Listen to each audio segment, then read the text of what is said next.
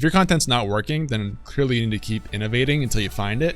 But if you found something that works, then keep doing that thing. I think even like this podcast is a good example, right? Like we made a lot of changes to the podcast over the past couple of years, but for the most part, we've kind of found a format that works. So we might make subtle changes here and there or subtle upgrades, but we want to keep the core of it there, because if we change that too much, then people probably aren't going to be as interested in it, the thing they've gotten used to at this point.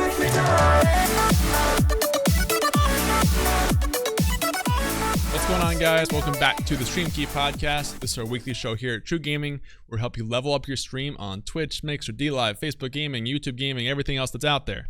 I'm GreenChord, the media marketing director at TRUgaming, and this week we have 3 guests. Velok has left us to go to Seattle, so Velok is gone. Crowd emoji. We got 3 guests on this week. The first of which is NagataLockII. Nagata, how's it going, man? Hey, what's going on? How you doing? Good. Welcome back to the podcast. Happy to have you. Thank you, sir. Next up is Sadomi. Also, it's been a while, I think, for Sadomi. How's it going, man? Not too bad. Also, I'm Sadomi. Yeah, no, down there. I got a little mixed up so there looking over here. But confused. I mean, we look similar, the beard, the bald head. So, in case you got a little confused there, y'all know what's up. But yo, come on, run that swap. Where's the swap at? Come on now. Give it a second. We can do it, bro. We had to deal with all the Discord issues. There we go. Oh, nope, still not right. But we're getting there. Sadomi, how you been, man? No, can't complain. And living life. I have a nice fun thing planned tomorrow at 9 p.m. So I can't wait to get that taken care of. Yeah, I want to talk about that a little bit, because that's related to streaming, correct? Yeah, I'd say it is. Maybe. I'd say it is. And last but not least, joining us all the way from London, TreeboyDave. How's it going today, man? Hi there. I'm doing good, yeah.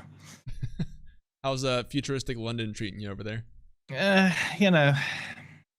Omnix rise into the future, things have changed a lot, Welcome back to the show, man. Happy to have you back. If you guys have not seen the show before, the way this works is the first 15-20 minutes we'll go over news for streaming. There's not a lot of it this week because next week is TwitchCon, so I expect a lot more to be coming next week. By the way, I kind of want to see if we can do some sort of live reaction to a keynote, although it looks like they might be doing the keynote at the end of the day now instead of the beginning on Friday, so I'm not sure what's going on there, but we'll see. But we'll go through the Twitch news for the first 15-20 minutes this week, and then the rest of the show will be Q&A with you guys. So you can call into the show and we will go through your questions there, or if you can't get into Discord for some reason, you can just tag us in chat with your questions, which some of you already have done, so thank you for that. Let's go ahead and go through the Twitch or the streaming news really quickly here. There wasn't a whole lot of big stuff this week. Now, you guys just threw at me there was an OBS update that I somehow missed. So I guess, Nagata, do you want to go through that a little bit? So OBS dropped version 24 about 2 days ago. There's a lot to unpack with that particular update. It depends on what you're looking for, though. I think that it's going to have its biggest impact on YouTube creators, and the reason that I bring that up is because they fleshed out a lot of like recording functionality, more specifically the ability to record and then pause and then keep recording afterwards, assuming that you're using particular tools like within OBS. So I think that at this point in time, there's an interesting like race going on between OBS and XSplit and Slobs in terms of like trying to get functionality out there. As many like people are just like, I want this and I want this. And at one point in time, there was a 2-person show or a 2-team show between XSplit and OBS, and then Slobs comes into the picture, and they tend to be very proactive and like they'll beat XSplit and OBS to the punch, even if it means that they'll crash regularly while doing so and figuring things out. But OBS with this update, like they waited last time, like V23 came out 6 months ago, maybe. So it was a pretty long time between builds. But yeah, the recording functionality and the fact that you can split off all of your audio by source is a really, really big deal, especially for people who love to tweak notifications within their Twitch streams. If you want to be able to split things off, maybe you want your followers and hosts to sound a certain way, or like your subscriptions to be like deafeningly loud or anything like that. Like there's a lot of ways to go about it, and it's going to allow for some pretty interesting customization for streamers going forward. Right. Yeah, the recording thing is really cool because that basically gives you access to jump cuts, right? Without having to do the editing yourself. So that could potentially save a lot of time. Yeah. Dave, you're the one who kind of also brought this to our attention. Did you have any thoughts on the update? It seemed like a good, solid improvement on an already solid piece of software. I mean, OBS is great for all sorts of things. It's not only good for streaming and recording, but I've had uses for it in image editing as well. My standard image editor program doesn't have the ability to give like text and outline. I just use OBS and then screenshot it and put it into my image editor program. So it's got a lot of interesting functionality in there, and I'm just happy that a free piece of software is so good at what it does, because it can't be stated enough, really, that OBS is completely free, and people have the option to donate to them if they want to, and that's enough to sustain their business model, and that's incredible for such a powerful piece of software. Yeah, it's really great that we have access to that, and I think that put a lot of pressure on things like XSplit and Streamlabs OBS to follow that same model, right? Yeah. Right. So, Doma, you have any thoughts on this at all? So more about OBS. I was doing some research into it, and I learned that XSplit actually, as a company, they support OBS like financially as well too, like one of their backers. Yeah, and I thought that was the coolest thing ever. And I think a couple months back, maybe even like a year or so at this point, OBS even, I forgot who the creator was, but he posted a link on Twitter. He was like, "Hey, so if you guys want to donate to OBS, we literally don't make anything." Because you think, people like, yeah, we'll donate to OBS, but most people just go to the link, click it. Like, it's like any free pay if you want to service. Like, you have to have people who have the funds who want to donate to it to keep it running. But a lot of people use OBS who don't contribute anything directly to it. So finding out that XSplit was a financial backer of OBS gave me kind of a gentleman's nod, like, okay, we understand, we need you in the marketplace to have a better, healthier marketplace altogether. So yeah, in short, if you have $5, toss OBS, okay? Yeah, worth it. I mean, a lot of people use it. MPI in the chat asked if this is OBS Studio. I assume that it is. Yes, this is OBS Studio version 24. Okay, just want to make sure on that. So that was pretty cool. Make sure you guys check that out if you do use OBS. It seems like there's a lot of cool features now. There was a lot of smaller news that came out this week too, or I just wouldn't classify it as like huge news. Probably the biggest thing that there was a lot of discussion in our personal Discord about, the StreamKey Discord, was the ban of the carjacking victim, which you guys may have seen. And I wasn't going to talk about this at first, but there was so much discussion about it in our server that I thought we should mention it. Basically what happened is there was this streamer who was driving around in his car, and there's a clip of him basically, he's in a parking lot, gets out of his car, this other car pops out, and the guy comes out of that car with a gun, shoots in the air, everybody freaks out, he throws the phone on the ground, and then that's kind of it. Like, you can not see much more of the stream from the camera angle because it's on the ground, and then the stream ends. And after that happened, the streamer who was the victim there getting carjacked was banned actually off of Twitch. He has since been reinstated, like the ban was lifted from that, but there was a lot of discussion about, like, why are you banning the victim in this situation? And then other people thought that it was a publicity stunt and that the ban was justified.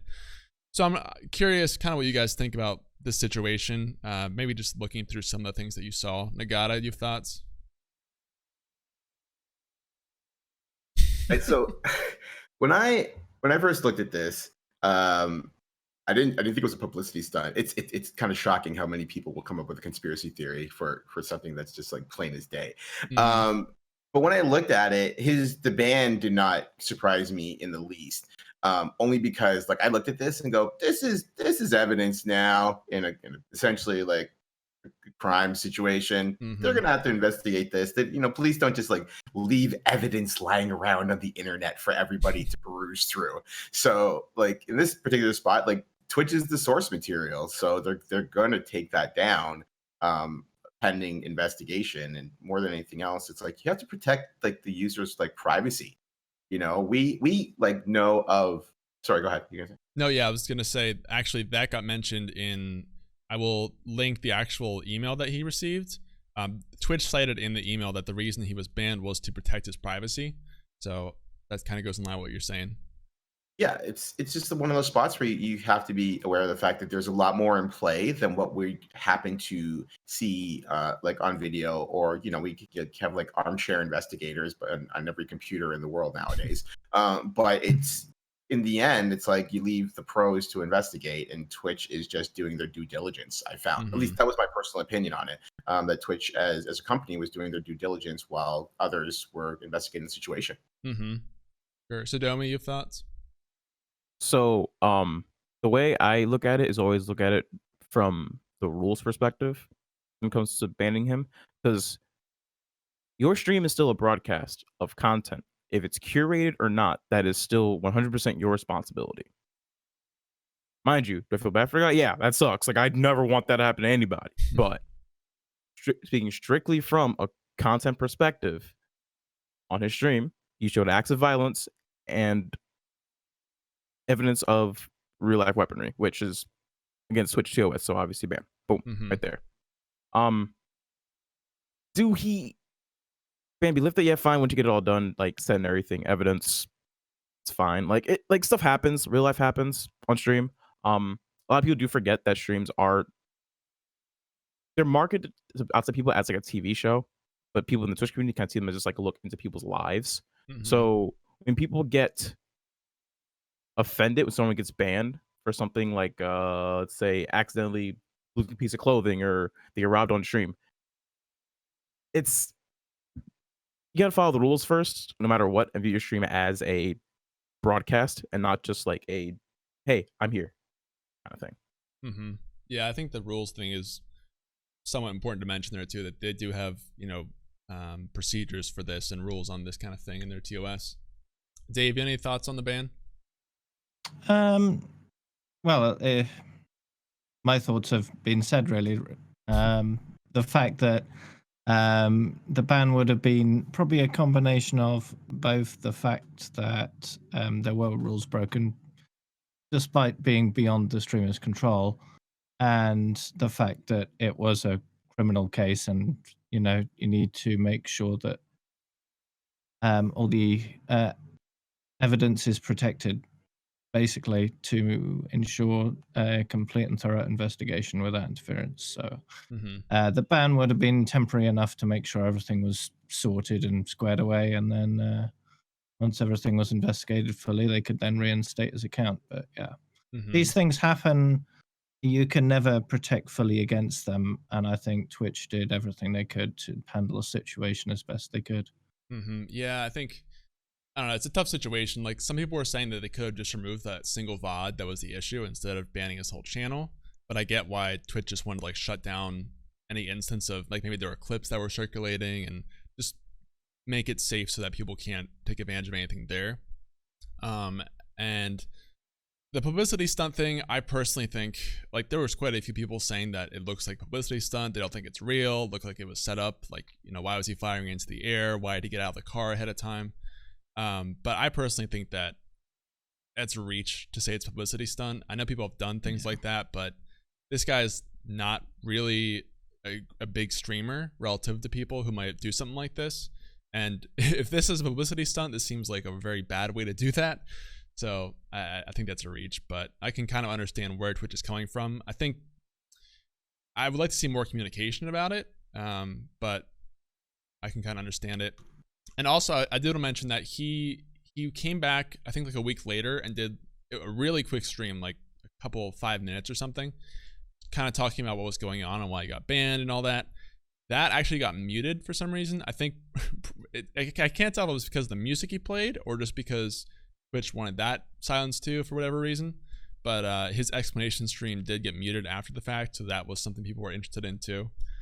But if you guys have opinions about this situation, if maybe you know more about it than we do, love to have you call in and give your thoughts, or just at TRUgaming in chat with your kind of follow-up questions so we can dive into that a little bit more.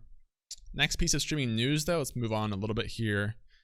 There's a new Twitch Prime feature called loot gifting, and this just rolled out. I think they emailed everyone yesterday about it, although it kind of leaked a few days early, which to my understanding, basically as a Twitch Prime user, you'll be able to gift you know how Twitch Prime right now, you get certain in-game items and little codes you can use in games. Now you'll be able to give some of those things to other people in the chat. I didn't look through the full system, but anybody here kind of look pretty deeply into the Twitch loot gifting thing? I had a read through the help article. Okay. And I don't know about anyone else, but I really have no interest in any of the free stuff they give away for Twitch Prime. And basically what it is here, have some of the free stuff that no one wants to random people that don't have Twitch Prime. Is that of really any use to anyone? I don't know. But I guess it's Amazon's way of trying to get more people to buy the Amazon Prime in a weird way. Look at all the free stuff you can get if you sub to Twitch Prime. I'm not sure. I think if I remember correctly, it looks like it gets given out like en masse in a channel. I gotta look at the help article again, but yeah, it kind of like it racks up the community chests that are available and then disperses them among the community all at once, which is kind of cool. I think people, the way I read it is that the users have a gift, and then they can give that gift to a streamer that's doing like a gift giveaway.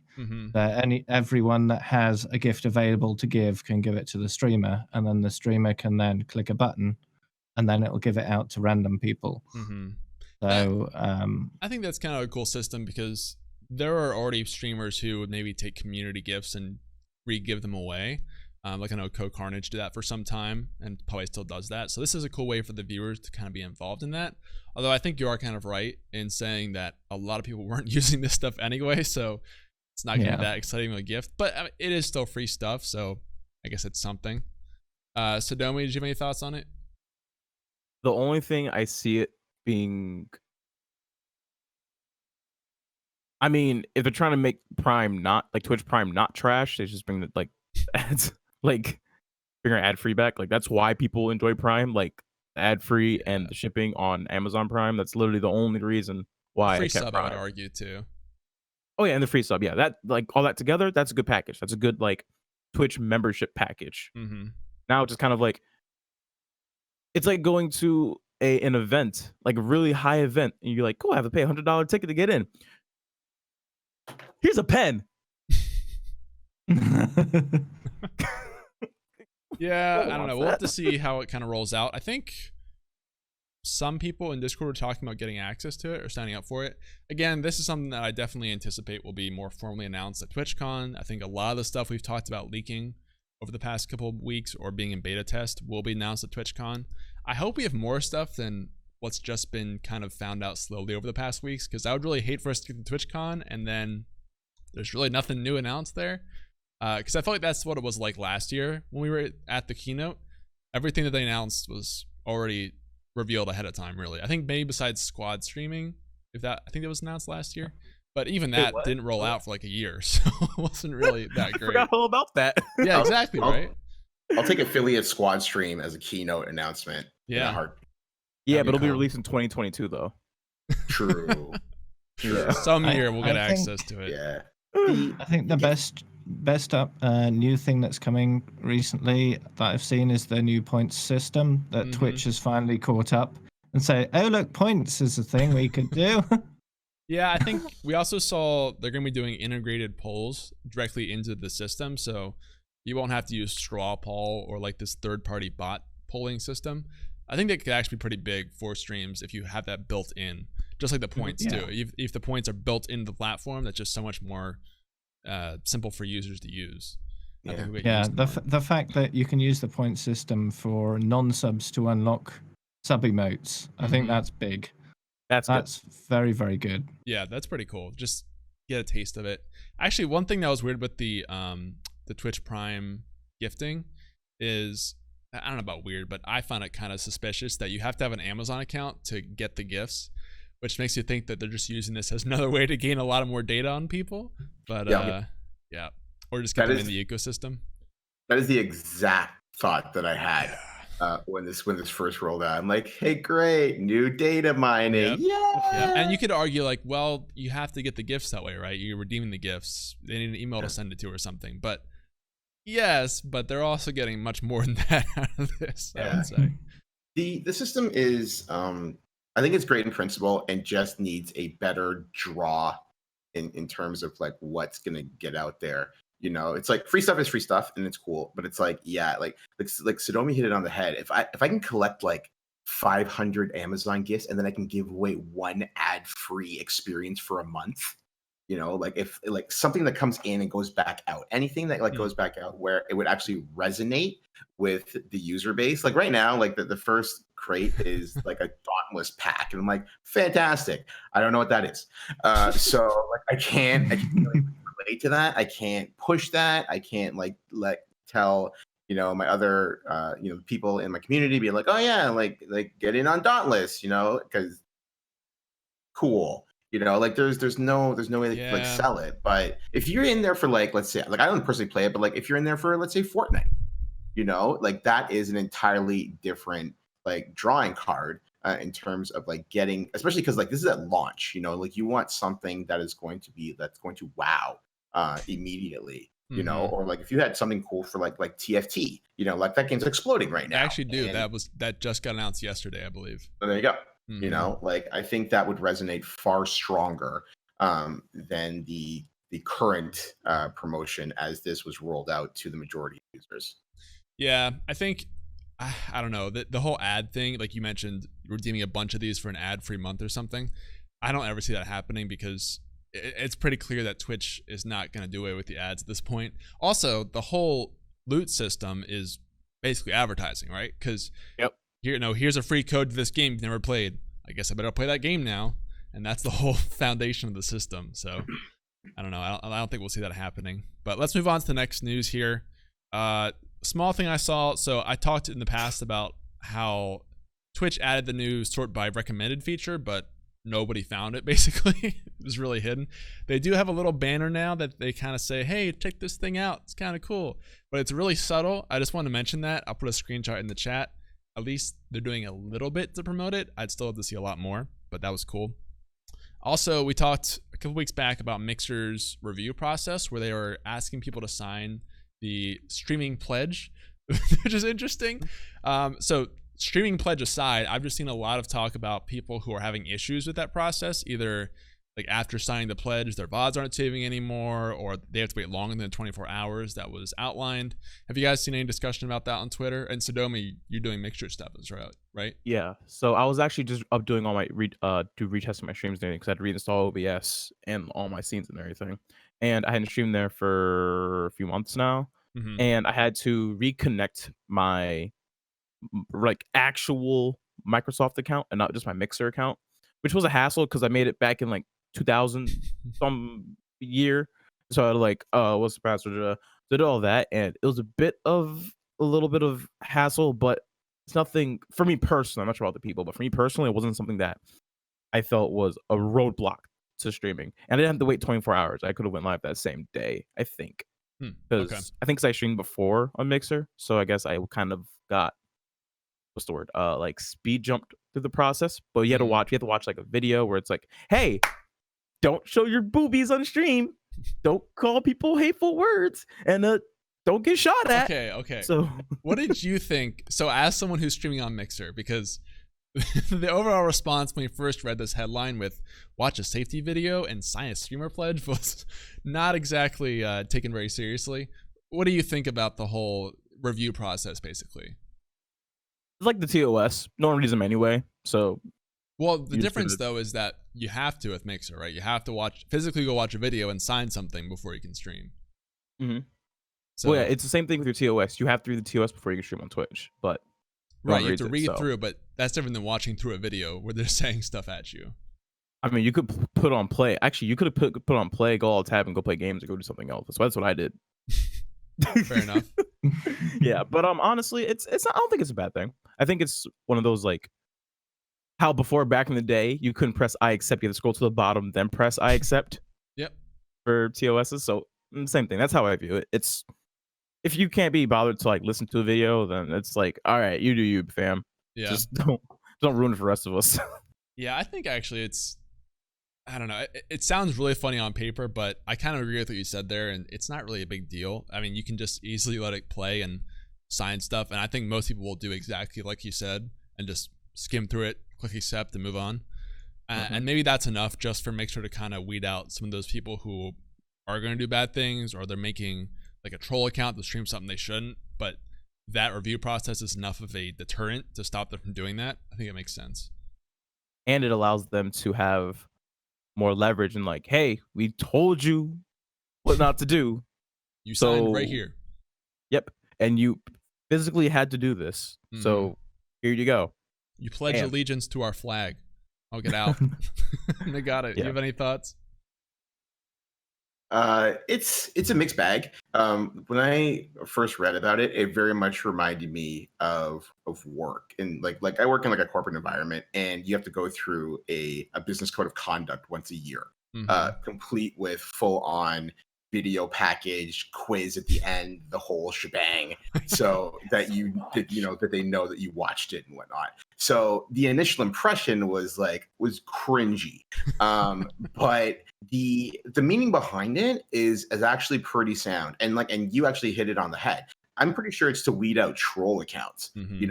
Very much like people who like set discords, and you can enter this discord, but there's a 10-minute cooldown before you can say anything.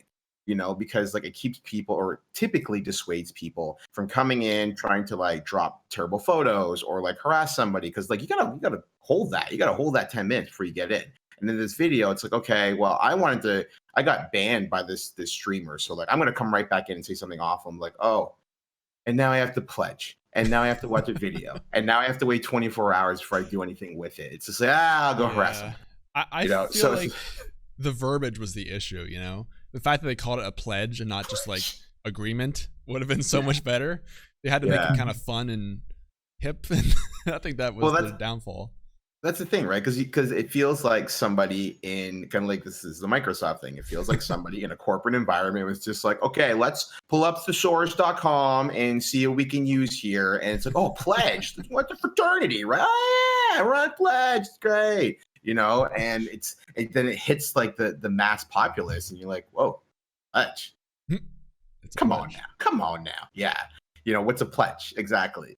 So it just didn't hit. The idea is sound, but it just doesn't quite hit. And the Sadomi hit on the head. The people that have been reporting issues, it's because they have issues connecting their OG Microsoft account from back in the day, and it's well, what's the password? And well, I don't know. It's well, this account doesn't link to this mixer. What happened? And you're I don't know. It's well, that's fantastic. So yeah, it's a tough spot. I would have liked to have seen grandfathering, but what are you gonna do? Yeah, and there was a weird bug too I noticed where for me especially, if you had the same username and if you had the same email attached to a mixer username, it made a new Microsoft account under that email. But if same one had the same email, same account as well too, so you're kind of doing this thing where we're kind of trying to bounce two accounts on the same email. I think so you can't log in with one-on-one. Yeah, so I tested out. I was my name is not Peppery Egg 2025. No, I am Sadomi, sad homie. Just needs to know what's his man's. Your Peppery Egg random now. Xbox generated accounts. Yeah. All right. Well, I just want to go over that a little bit. And the last real quick thing was on YouTube side of things, YouTube rolled out a change to their verification system. I don't think any of us here were verified. Correct me if I'm wrong.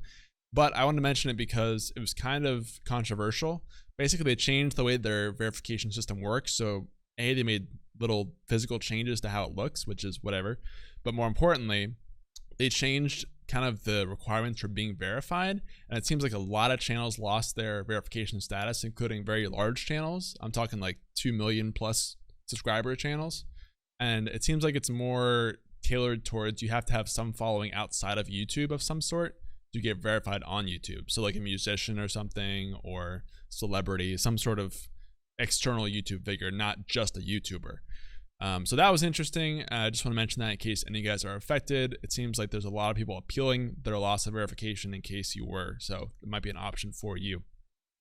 But that is all the information of the news this week. So we're going to jump into calls right now. So if you guys would like to call into the show, all you have to do is type !calls in the chat, join our Discord server, and jump in the voice chat. After that, I will add you as a friend and then bring you onto the show. Now, I'm on a different account than usual this week because of some Discord issues with the latest update. So I'm going to have to refriend everyone who's been in the show before. So just make sure you're aware of that and be on the lookout for that friend request because I can't add you until you accept the friend request. But if you can't call into the show for any reason, don't worry.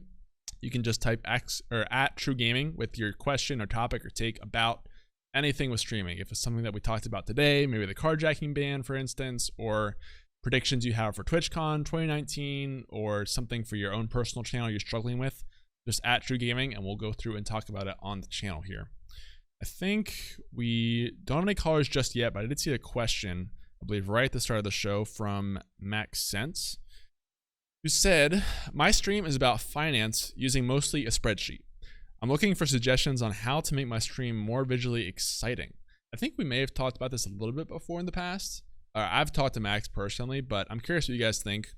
For someone who's doing, literally like he was sitting on here for an hour, just going through and doing formulas on a spreadsheet for finance.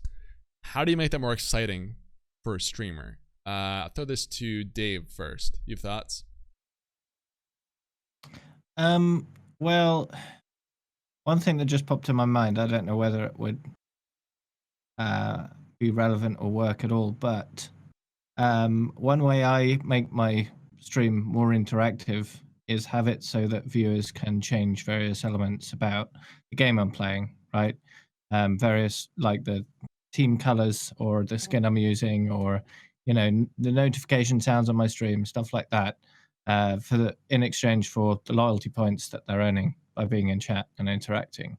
So I don't know if there's any way of integrating that kind of thing into his stream, like font sizes, colors, you know, these sort of things, make it look more interesting, or, you know, more interactive kind of elements. Mm-hmm. Yeah, color is the first thing I recommended to him, because if you're just looking at a black and white spreadsheet on stream, there's few things less engaging than that. And even just adding a little bit of color would go a long way to making that more exciting. Yeah. Sadomi, you have any thoughts? Number one tip for that is the dynamicism and being able to stand alone strictly with your own content and not like any viewership interaction whatsoever, but still be able to have that implemented. So what I mean by that is, so I think the best way to talk about finance or anything that's more people trying to learn, like if they're trying to learn or even passively learn, they're probably doing something else while they're doing it, or work along with you, or they're just kind of sitting there watching, learning, and probably not knowing what questions to ask. So being more dynamic with your presentation and kind of setting like a roadmap of how what's going to happen. For instance, you'll be like, so first we're going to talk about taxes and how to break that down, then how to set a budget, and how to apply that budget to your everyday life, and then how to cut things out of your budget. You break it down into sections, and then you keep it moving, you keep it going, and you keep it based off of your own production. Don't base it off of chat. I see a lot of people, especially me back in the day, where chat was either a boon or a crutch, and you kind of want to eliminate that if you're doing something that's not in and of itself entertaining to the majority of the Twitch audience. Right. It's not as engaging by default. Yeah. So doing something more dynamic, even if it's like you have boom, question time, you hit a button and like it's like a little please, and then your face full screen. So what happens if I take $500 out of my savings and put it towards my credit cards versus just putting more money in my savings and paying the minimum on my credit cards? And you pull out, continue the seminar for a bit, and then doing that gives chat a chance to answer. Then as they're answering, you can cut back to it, and then yes, crazy eyes, you said the correct answer there. That's what you would do. That's what would happen. Now I'm gonna teach you how to do this and do this at that right there. Think of it as like a really fun, easy like college class, but also where you don't have any legislation to follow or any like rules to follow except for Twitch TOS. So you can just go ham and just have fun with it. Fair enough. Nagata, what are your thoughts? A lot of it echoes what Sadomi said. It is going to have to be visually stimulating is essentially what he's looking for, but it's got to be something that is going to keep retaining your attention. You know, that is not like a finance stream is not a stream that I can throw up on like the side for obvious reasons. Because like you're gonna lose sight of it. So it's just like, okay, if it has to be in front of me, like it was touched on like for colors, but yeah, it's going to need stimulation, like visual stimulation, you know, because like we've all been in classes, math classes or accounting classes or whatever else. And if you're staring up at, even if it's like black and white or if it's versus color, you still have something that is essentially stationary, like at any given time. So it's going to need constant movement. You know, it's going to need, as odd as it sounds, it's going to need fluff. You know, it's going to need something that is going to immediately attract the eyes. It may not necessarily detract from what you're attempting to get across, but it's important that there is visual stimulation, constant visual stimulation for the audience as they're taking in the information that you're doling out. So I would essentially, like, especially with all due respect, you have a blank canvas with a spreadsheet. So it's like you can actually just like take that and just like build out. Don't be afraid to experiment. Like I just shot him a follow right now. I just shot Max into follow, and I'm just like, okay, it's like you seem like a relatively like new like content creator. This is a perfect opportunity to throw out lots of ideas in your head that may or may not work. You're gonna know really quick, and you don't have as much to risk in terms of your retention rate for viewership right now because you are just starting out. It's the perfect time. Throw out anything wacky. You know what I mean? Just get it out there. Stuff is going to click and some stuff is not going to click, and you're going to toss out what doesn't, and you keep building and building and building. But now is the perfect time, Max, to get in there and really, really just like throw in a lot of stuff that you may have been cautious about, but you got nothing to lose at this point by trying. Yeah, throw at the wall and see what sticks, right? Yeah, I think this is I've thought a lot about this one because he's asked a couple times. I think the biggest thing, if possible, would be to get some sort of, I feel like there must be a software out there that is a spreadsheet software that's just more exciting, basically, like having animations for things play. Like maybe you type in a formula and everything changes on the sheet and bounces around. Even just that would add so much more excitement to that plain black and white grid where it's just number typing. Like if you're on Twitch, it's really hard to go from a very fast FPS game watching that to a spreadsheet where someone's just typing in numbers. It's really going to be hard to keep people's interest, which I was going to mention on that. It may be worth looking at other platforms to stream this because it seems like a very educational topic, and sometimes it's not the best for Twitch, specifically when it's not related to gaming or streaming. Like this is educational content for people who want to manage their money, which of course everyone does that to some extent, but that's not primarily what Twitch is for. So I kind of wondered like how streaming that on YouTube or Facebook would go for people who maybe that's more accessible and more searchable than something like Twitch. But if you are really in love with Twitch, I think you can still probably make it work. It's just going to take a lot more time. And like Nagata said, you're going to have to try off the wall things. And if you're really passionate about spreadsheets, then I think you got to show that. Like share that communication, share that excitement with your viewers, and show them why they should be excited about spreadsheets. And because if you communicate that, then they'll pick up some of that and say, oh, wow, this guy really likes spreadsheets. I wonder why that is. I think I'll figure out why. So there's a lot of advice there, but I think the kind of themes that we all talked about is just excitement, color, animation, make it more lively, right?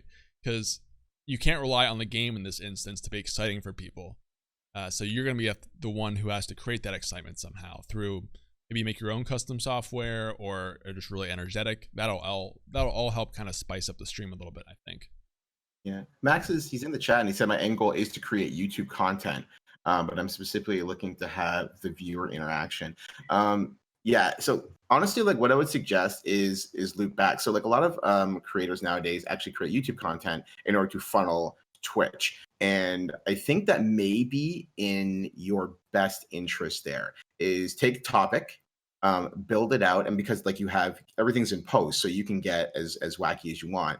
Post it on YouTube, build your audience that way. Like Sadomi said, it's just like, what should I do with $500 out of savings into credit card? You take the topic, build it out, post the YouTube video, build the following, and then funnel it back to your Twitch channel. Even if you did like once a week Q&As, because you've built an audience that is looking for the educational content on YouTube, they will funnel in there so they can get their live Q&A or possibly get their question answered on your YouTube channel in a week or in 2 weeks or anything like that. That may be a better route at the present time. Definitely something to that I would suggest exploring, Max.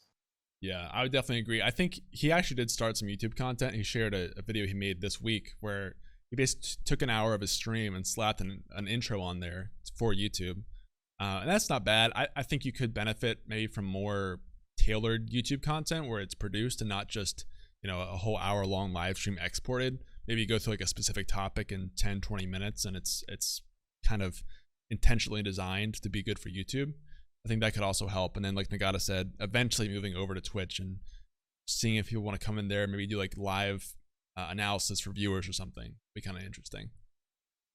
So, Sadomi, Dave, any thoughts on this one before we wrap it up? Sadomi? Oh, Dave. Oh. Okay, well, I was thinking that YouTube is a better platform for educational content. Because if you're trying to do something financial in a spreadsheet and you're not quite sure how to do it, it's better to have a VOD than a live stream. Because if you're not too sure, if you're not quite following, you can then rewind it a bit and take a look again. The interactive part of it can be done as part of a sort of an additional part of the original videos. So a live stream could be going through the video and explaining things potentially a little bit more in detail if it wasn't done as detailed as it could have been in the original educational video. Yeah, the YouTube is definitely the place that you'd want that educational content, because Twitch is more of a gaming platform. But it does have that interactive part. It is a big live streaming platform, and YouTube is less so known as a live streaming platform. So, yeah, definitely go through that YouTube route and then use Twitch as an additional part of your educational content rather than the main focus. Yeah, I've seen a lot of Twitch streamers even starting YouTube more pronounced lately. I don't know if you guys have seen this too, but it seems like a lot of people that are kind of in our circle with TRUgaming and stuff are starting YouTube channels that are Twitch streamers. So it might be a sign that maybe people are realizing YouTube has more potential than they thought at first. Sadomi, any last thoughts here? Yeah, so one thing definitely I think should happen is, at least if you have the materials for it already, if you have a whiteboard, get a whiteboard, stand up, get a lapel mic if you don't have one. If not, whatever mic could get full room sound so you can stand away from it, be more fluid with it. Because if you're just sitting at a screen right here, moving a cursor over your spreadsheets with all those lines and everything kind of like highlighted out, it might be a bit less dynamic. Which again, I'm always stressing the dynamicism. Is that even a word, dynamicism? It is? Okay, cool, good. Sure. Yeah, just keep it moving. Like I said, I don't use a green screen because it makes me less dynamic. If I have a green screen, if I don't have a green screen, I can get up, I can hop over that couch, I can go do something, I can pull something up, I can show you my dog who's kind of laying down there later. So yeah, dynamicism. Dynamicism is the key. There you go. Max Sense, thank you for that question, man. Hopefully this was helpful to you.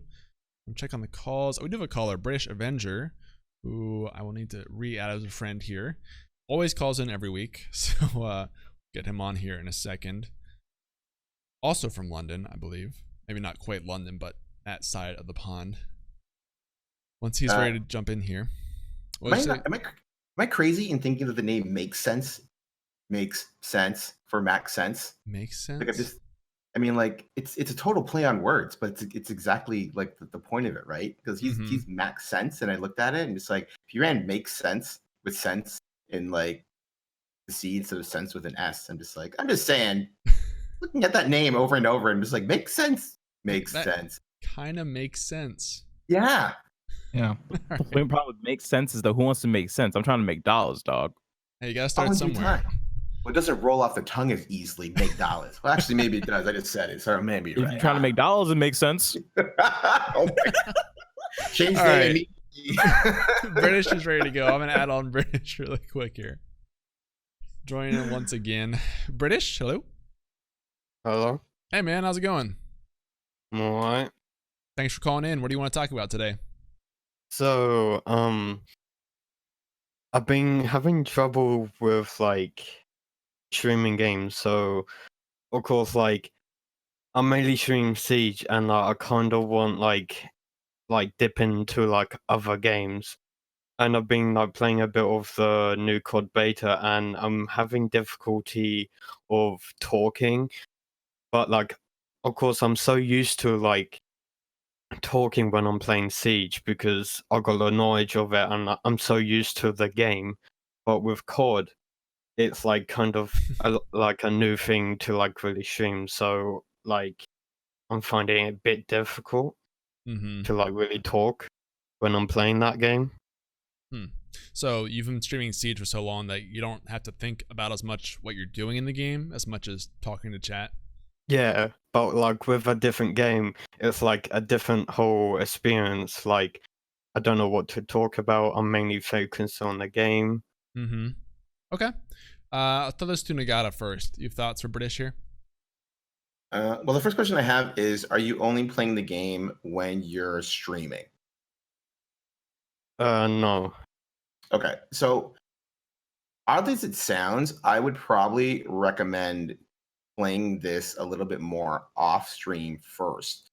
Only because it seems that your ability to engage with your audience is linked with your comfort level with the game that you're currently playing, which is Siege, or typically playing, which is Siege.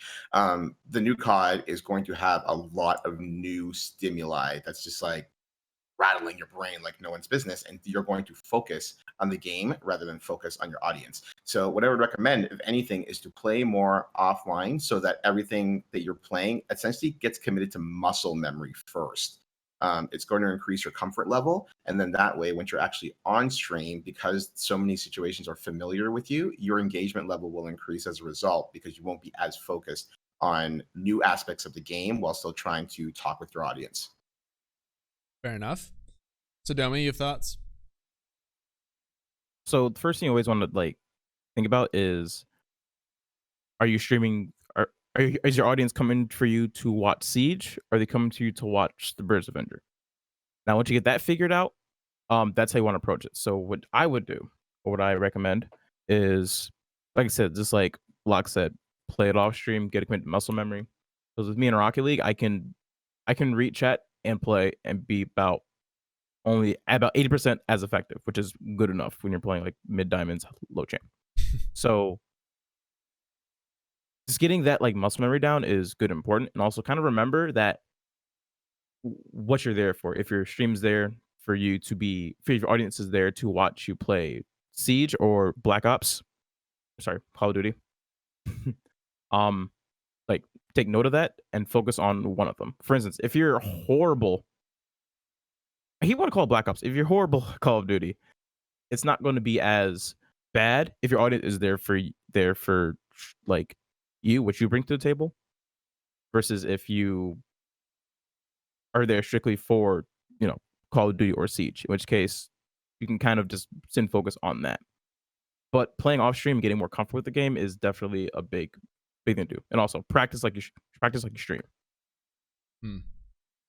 Okay. Dave, you have thoughts?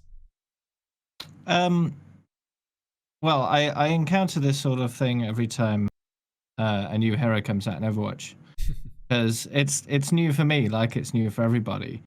And how I approach that is I will do as much experimentation as I can with the new hero, and vocalize my thoughts about what I'm doing, what I'm trying, what works, what doesn't. And eventually we get to the point where I'm teaching other people how to play the hero better because I've learned all the things about that hero, but I've done it in a very sort of vocal, very engaging way. And if you're new to a game like the new Call of Duty game, be open and honest about that, and just vocalize everything you're thinking and feeling about everything that you're experiencing. It's new to you, and you can share that new experience with your audience. So if if you find something you're doing is different to what you expected, that's a good opportunity to point that out and to explore that more. Mm-hmm. Yeah, I think that's the most straightforward answer. I would say if you're playing a brand new game where everything's brand new to you and you really haven't experienced it before, then just vocalizing your thoughts as they come out is probably the easiest thing to do, where you don't have to worry so much about even kind of what you're saying or doing as much as literally just spitting out words as you think of them. Like, oh, I wonder what this is. Oh, that's what that is. Okay, let's look at this now. Let's go over here. And that doesn't really require a lot of thought as much as just saying what you're feeling. Now, the caveat there, I think, British, you're a pretty competitive player, right? Yeah. Okay. Are you trying to get really good at COD? Well, I think I would like to. Okay. Because in my experience, it's very difficult to intentionally get really good at a game while also trying to grow a following in a chat at the same time, because it's basically doing two things at once, right? You're trying to play very hard and focused and competitively while also trying to entertain a chat.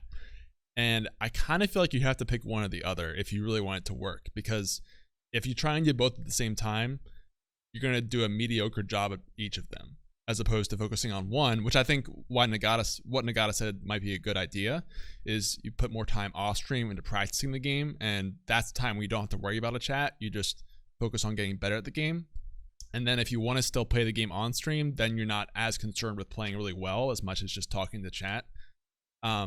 If you get to the point where you're really good at the game, then maybe you don't have to worry about chat so much, because like Nagata and Sadomi said, they're there to watch you play the game, not even as much as you talking to chat. That's why you see a lot of top streamers paying very little attention to chat. They're just so good, and that's what people want to see. So that's kind of the core issue, I would say, there is you kind of have to decide whether you want to grow a stream while practicing and getting good at a game, or if you want to split those things up and focus on one at a time. Does that make sense? Yeah. Okay. Any follow-up questions or thoughts for that? No, but may I just have ask one question? Mm-hmm. Will be separate. So of course, like with the whole like growing of Mixer, like the past like months, I do want to try it, but I've tried it, but I have dropped frames with OBS.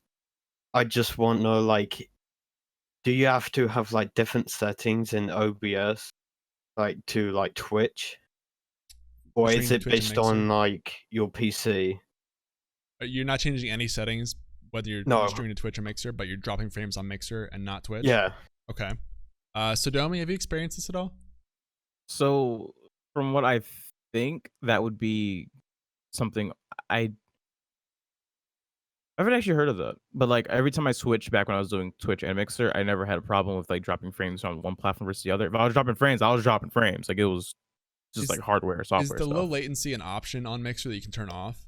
Yes, you can turn it off if you switch servers. So there's a Mixer like RMTP server, then a Mixer FTL server. The FTL server is the fastest and light server. That's one that is low latency.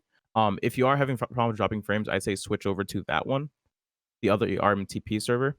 Unless you're just streaming or using if you're logging in through OBS or slobs, try doing it manually and then switch the server. If that works. If that doesn't work, try adjusting your bitrate for one, and then see how that affects the other platform. And then if you do notice a difference, then yeah, I would think that, because that's all I can think of that's really different between the platforms. If you have the same settings, I think maybe also the server that you choose. Like maybe for some reason the Mixer server is in Australia, and that's why you're having issues. So double check that, I guess. I don't know. I can't really think of anything else. Nagata, Dave, you guys have any recommendations? Experiment, and if you're using, let's say, OBS, don't be afraid to pick up slobs literally as like a means to test. It could be application specific, because like I've personally never heard of this situation, because dropped frames are typically a problem related to either bandwidth or related to your own hardware. I've never actually heard of it causing you a problem on one platform versus another. So with like most things with troubleshooting, try to eliminate like certain factors involved. So if it turns out that say XSplit or OBS Studio is causing your problem, grab slops, give it a shot. Same settings. If you're still having like drop frames or anything like that, then you can eliminate your application. Then like Sadomi said, look at low latency versus regular latency, things like that. You want to be able to eliminate any kind of extra X factors to isolate your problem. Mm-hmm. OBS actually provide a very good tool for finding out where exactly the problem is, which is the stats panel. That will give you a detailed breakdown of where the problem might be, because it gives you frames missed, frames skipped, and frames dropped. And the missed frames are due to your graphics card not being up to snuff. The skipped frames will be the encoding part not working properly, and the dropped frames will be the actual bandwidths, right? So if you're only dropping frames and you're not skipping or missing frames, that means that the bandwidth itself is the problem. So that's either your end or the mixer server's end. Mm-hmm. So if it's only dropped frames that you're experiencing, try switching mixer server. If that doesn't work, try lowering the bandwidth a bit and see if that solves the problem. Right. Yeah. Server seems like the main culprit for this, if I had to guess. But Avenger, any follow-up questions on that? No, that's it. Cool, man. Thank you so much for calling in again, as always. See you next week. We'll see you next week. Yeah. Thank you, man. Yeah. All right. All right. Let's jump back into. Oh, we have another caller, King BLK Cat. Everyone recognize that name? Maybe. Nope. All right. Brand new viewer. I like it. I just added King as a friend, and we'll get him into the call as soon as we get the friend request added. King BLT Cat. Did I see that right? It's King Black Cat, I think. King. Okay. Well. Okay, short for black. Waiting for a second on the friend request to go through, but as soon as it does, we'll add him on here. I just want to touch on something really quick, Sure. and I'm not trying to like pimp out OBS any further, but the new build, one of the new features they have in there is a dynamic adjustment for your bandwidth. So if instead of dropping frames, the encoder will actually adjust your bit rate dynamically as you're streaming, so that you don't actually have to drop frames depending on where you're going. It may be something to look into. Yeah, that could help, kind of help that issue there and figure out where the right bit rate might be for you, I guess. It's huge. Cool. Oh, he's trying to individually call me. I can't do that. Oof. King, if you're listening right now, I need you to accept my friend request so that I can add you to our call. Oh, I think you just did. Okay, here we go. Let's try it now. Adding King Black Cat. King? Oh, it's still ringing. Hang on a sec. I like the logo, though. It's pretty cool. It is indeed a black cat. King, you there? Hello? King? We're having issues, I think, right now. Oh, disappeared. Okay. Well, if you get that fixed. Fix it. Oh, is he back now? King? Still trying to talk. I guess he can't get his mic to work, maybe. And he's gone again. All right, King, when you get it fixed, just let us know. I mean, go text it with a friend or something. Also, I can't actually remove people from the call, turns out, Vince. So that might have to be on your end. In the meantime, let's jump back into the chat questions. I did see one from Treasure Hunter Tom. He said, I recently took a break from streaming due to a head injury. Would you guys choose to stream anyway with a visible injury? Or do you have any embarrassing stories of injuries that stopped you from going live? Okay, so 2 questions there. Should I stream if I have a head injury? And 2, do you have any stories of injuries of your own that maybe you were worried about streaming?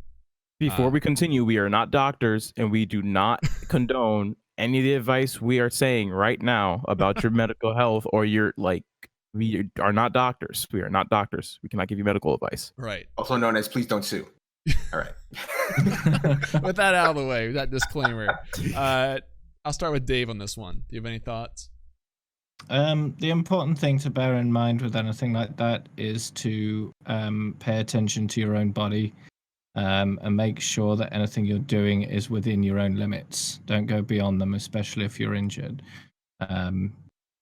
an injury is something that needs, you know, all the care you can give it, and pushing yourself at any point beyond what you think you can do is never a good idea. But if you feel up to it, then you know, I'd say go for it, but not to an extent where you could make it worse. Right. Do you have any stories of your own injuries while streaming? No. Nope. I've been very healthy for the most part. That's good to hear. Throughout my life. Cool. Sadomi, thoughts on the head injury streamer? Now, do you have a head injury, a brain injury? Like if you have a concussion, you should turn the computer off and go lay down. Right. Well, like I said, I'm not a doctor, but I recommend probably not being on your PC and doing anything else what your doctor told you to do. He said concussions aren't fun. It's a visible injury, so that sounds more to me like a scrape or something, or scratch. Okay. Again, that's up to you completely. If you want to like stream with a cut on your face. I mean, I was longboarding on stream once a few years ago, and I ate it, and it was hilarious. I was bleeding all over the place. I did my whole patch up on stream too.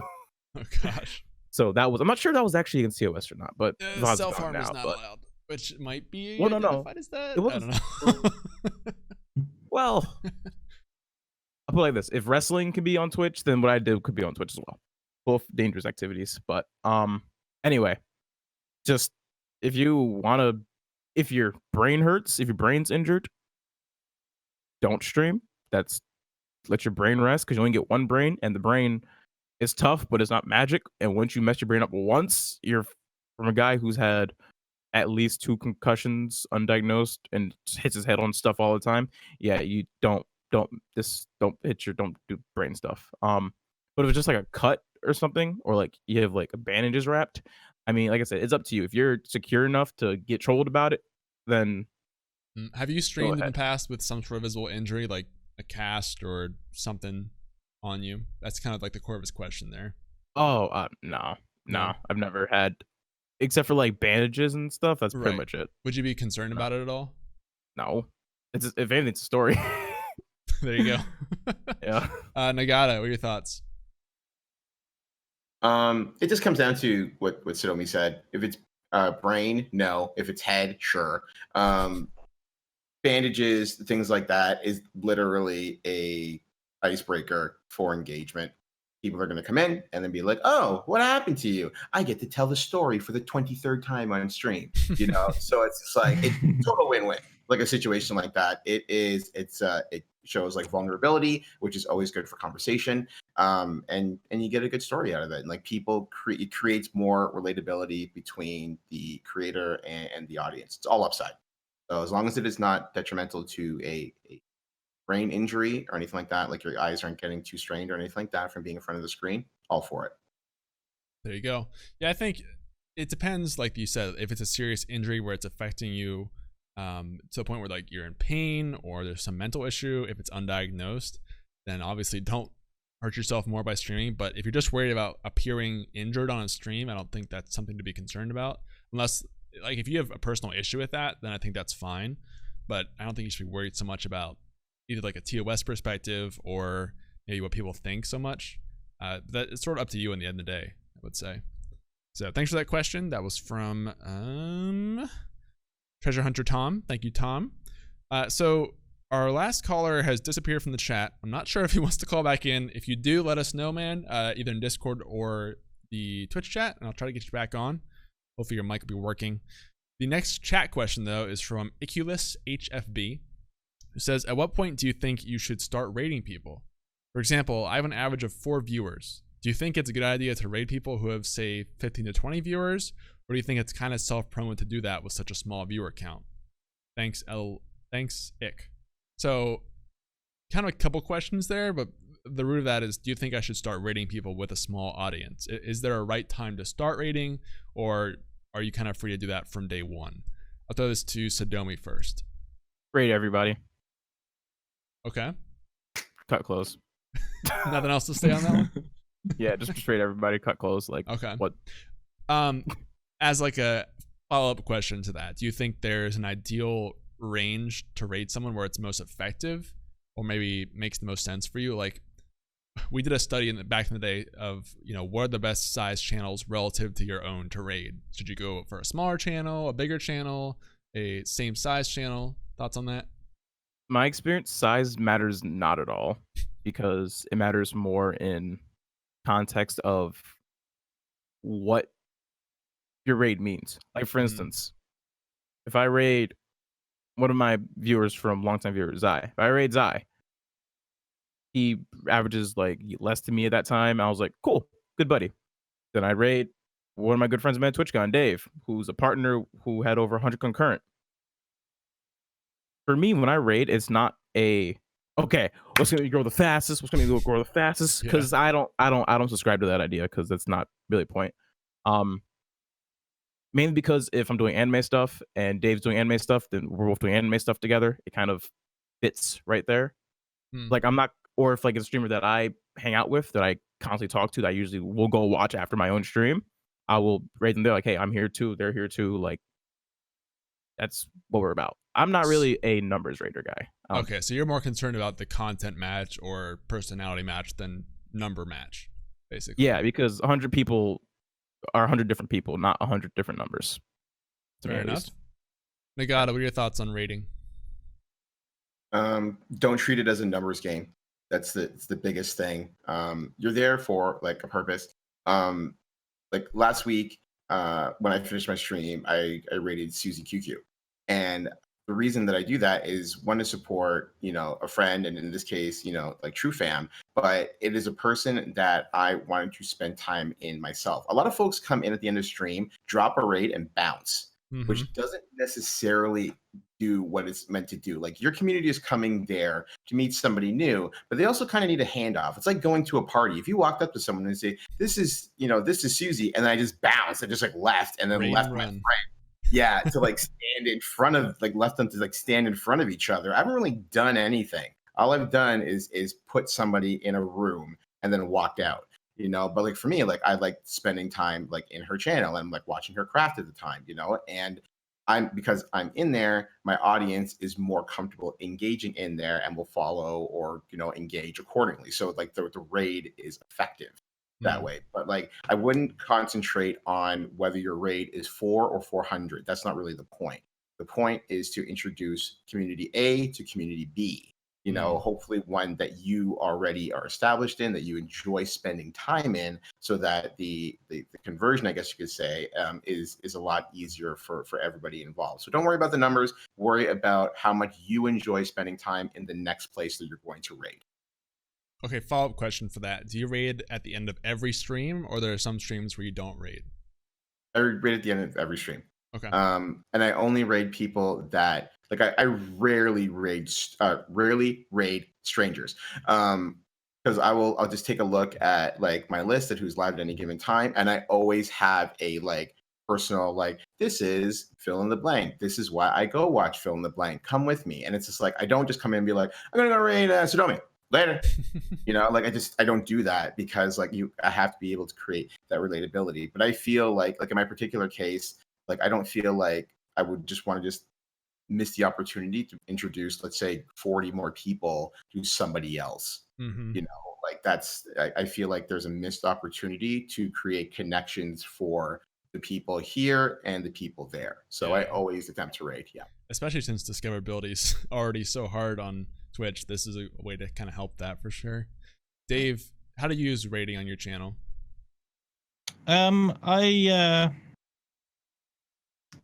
I've used it as has been said, really, to sort of join communities together to be more familiar with each other. I'll usually raid other people that are playing the same game. That way my viewers can, not have a very jarring experience going from the game they come for to something else they're not familiar with. Sure. I tend to raid the same kind of people consistently.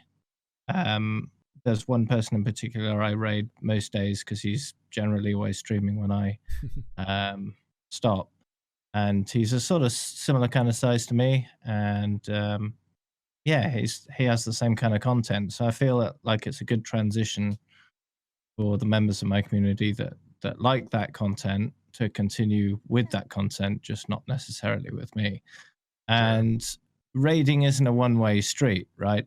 If the person you're raiding consistently, the community will notice that, and if the streamer they like isn't quite live yet, but you are, they might pop into your stream. So it works both ways, even if they don't have a chance to raid you back. That's my experience. Do you feel like it's better to raid maybe like 1 or 2 people consistently than to raid a bunch of people once? A one-time raid doesn't mean much, but more consistency starts to add up over time. It's a sort of cumulative effect in terms of familiarity, because it's support on Twitch is not just viewers to streamers. It can be streamers to streamers, right? And raiding is a good way of helping someone build their audience, and streamers are always going to be appreciative of that. So if they keep getting the same raid from the same person over and over, they're going to really like you and what you're doing, and they're going to be a lot more favorable to things you want to do. Things like you can build that into like collaborative stuff as well. So if they're already familiar with you from raiding them consistently, they'll be much more open to collaborative efforts in the future. It's about building, relationships, as well as building communities. Fair enough. I want to mention on this quickly that we did a study a while ago about, like I said, the question was, what are the best sized channels relative to your own to raid if you want to see a kickback potentially of that? Which, looking back, I really don't think it matters that much, but it was kind of interesting to see at least. Like, is there some return of investment on raids? It was hosts at the time actually, but now raids are here. It turned out that raiding bigger channels was the most effective way to see more viewers in your own channel. And of course, there's like a lot of variables, so we couldn't decide if, is the raid actually causing this growth? But we had 4 groups. One had just raid whoever, right? One was raid smaller, one was raid same size, one was raid bigger. And the raid bigger group saw more viewership increase overall than the others. So just a little thing there. I agree with overall what you guys said though. Raiding really isn't like a huge way to grow your own channel as much as just give back to other people and kind of build good faith in the community. I think it's kind of the best way to use it overall. All right, so King Black Cat is back in the call. I'm going to attempt to add him back here. Vince, I want to mention, again, I don't have the ability to remove people from the call, so just be ready in case, because unfortunately we've had some stuff in the past. So I believe it. Here. King, you there? Hello? Hello? Hey, how's it going, man? Hello. Hey, sorry about the... It's all good, man. How are you doing today? I'm doing good. How are y'all? Good. Thanks for calling in. What do you want to talk about today? Okay, so I'm new to streaming. I'm on Mixer, and I kind of wanted to diversify myself as far as like being more discoverable. So what I did was wearing like a mask, like a wrestler mask, to kind of, go back to a little bit. So it's like, hey, I kind of getting back to my roots. The only thing is, people are kind of freaked out about it. They think it's really weird, and I don't blame them for that. And I tried to explain, hey, back in the day, Aztecs wore masks. They're in the warrior days. I'm just kind of going back to the whole cultural thing, and it's part of the branding that I'm trying to establish. But I just kind of wanted to see what your guys' perspective was, because, some people might be put off on it, and I'm like, me, this is who I want to represent. And I don't know, so it's just kind of going back to the whole like, branding, and also being, I don't know, Sure. So transparent. So okay, so you're cutting out a little bit there, but I think I got most of it. You're saying okay, you wear an Aztec warrior mask on your stream and people are kind of freaked out by it? Well, it's actually like a luchador wrestler. Luchador. Okay, sorry, you're cutting out, so I didn't get all of it. But luchador mask, people are freaked out by it. Yeah. And you're kind of wondering, like, are you wondering if you should still do that, or are you just wondering kind of like how to deal with that? What's the kind of question there? It's kind of both. So like, I say like, hey, this is who I am, who I want to represent, like part of my character. But at the same time, they're like, well, if you took it off, you probably have more views. or more followers. I'm like, well, beg different. I don't know. Okay. Like, I want it to be a staple type of, like an identity. Yeah. Mm-hmm. Okay. So the first thing I want to ask you is, are you having fun with it? I am. Here's the other thing though. So the mask that I wear, I can't breathe out of. Can't really talk out of it because it covers my mouth. So I actually ordered another one that makes it more accessible to like talk, do all this different stuff. Like I still talk, but it sounds like my, so that type of thing. Okay. Yeah. So Domi, But I love it. what's up? Is he gone? He's cutting back on it. I can't tell if he's still here or not. So Domi, you have thoughts on this? Yeah. So like the first thing foremost, make sure you're comfortable, you're having fun, and make sure whatever it is, you're okay with doing it for a long time. You don't have to do it for a long time. Just be okay doing it for a long time if it comes to that. Second thing I'll say is, it really at this point, it just matters what you want to do and like what you enjoy doing. First and foremost, whatever makes you feel comfortable, which makes you have most fun, whatever makes you just not be able to breathe, whatever makes you feel best is the first thing you want to do. Because if you're not having fun, there's no point in focusing on anything else about that. Along with, you would have more viewers if you didn't have it on. I mean, there are luchadors who never take their masks off. Rey Mysterio, I've never seen his face. I don't need to. I love that man.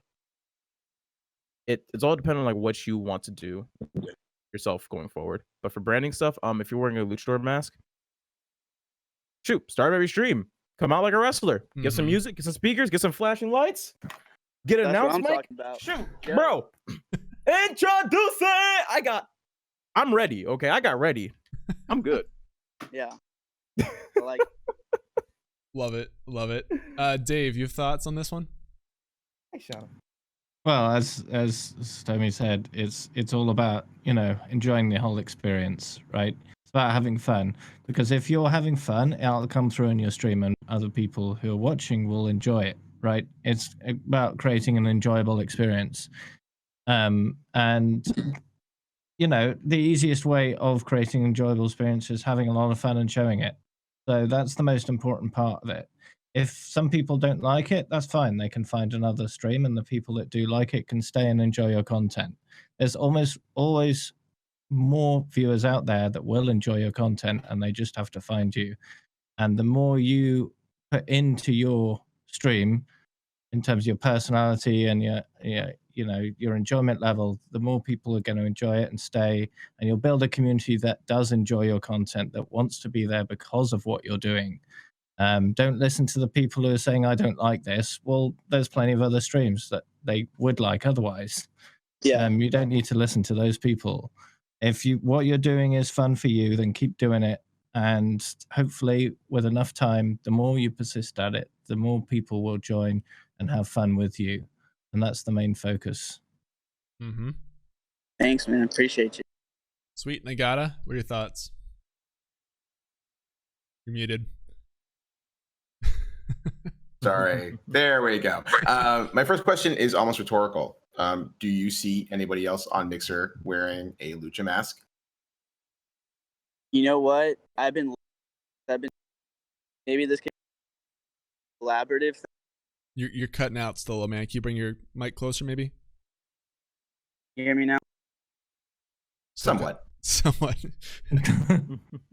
The point I'm really just trying to get to is that there's going to be very few and far between people who are streaming with a lucha mask on. All right.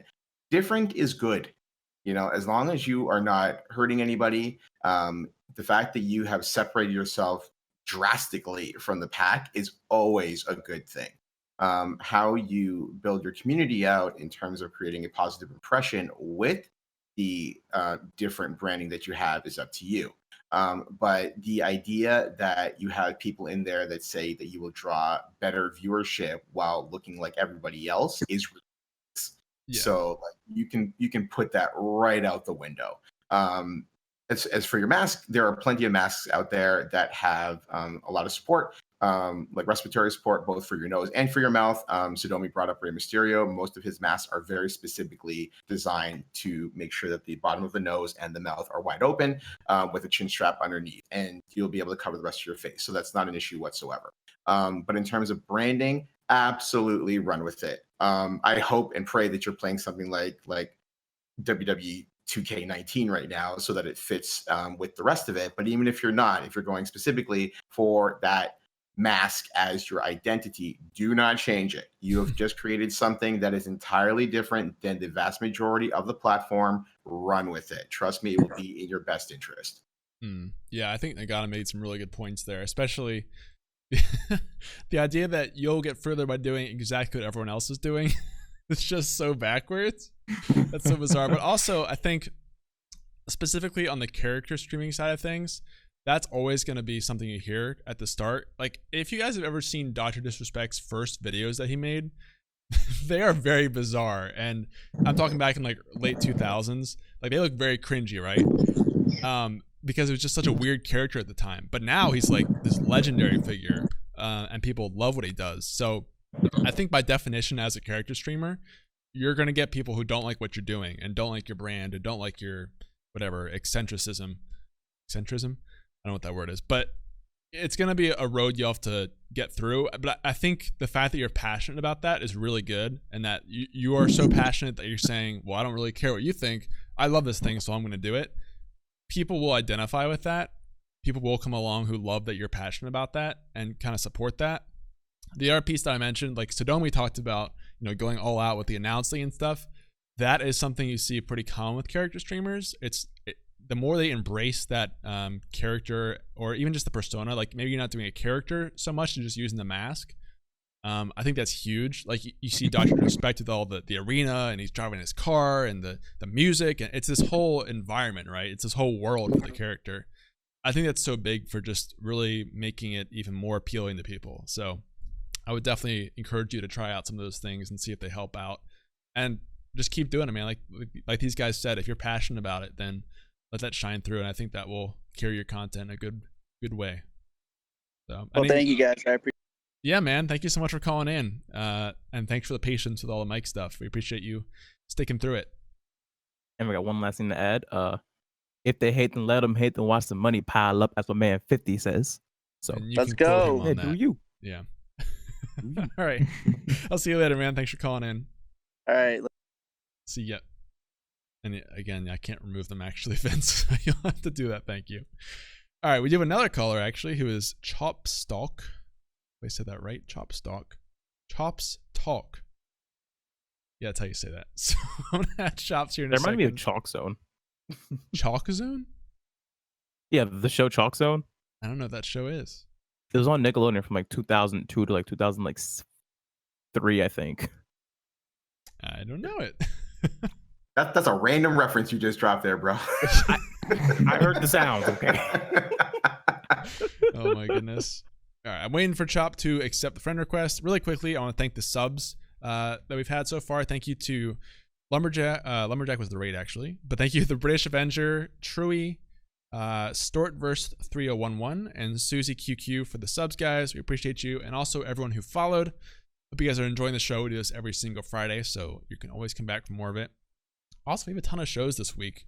A ton of new shows coming to the TRUgaming channel. You might have seen True Talk came back on Thursday. True Partner Show was Wednesday, and we're adding a new show next week. So there's all sorts of stuff. Pretty exciting. I think Chop might be ready to go now. Yes, he is. Okay. Add him on the call right now. I believe he has a good radio voice, if I remember correctly. Chops, you there? Gentlemen, how are you doing today? I did remember correctly. Good. How are you, man? I'm doing wonderful, wonderful, wonderful. I have a question, but I also have just to lead on to the topics that we've been going through in Discord, because I was one of the conspiracy theorists out there that thought that the video of the gentleman being carjacked may have been faked. Now, I'm not on the fence anymore. I truly do believe that it was not faked at the time, but I'm one of those guys that I just always want to question everything before I have a complete instant what's the word I'm looking for? Thought on if it's true or false. Mm-hmm. So we questioned, and I want to give a big shout out to the True community and the Stream Key community.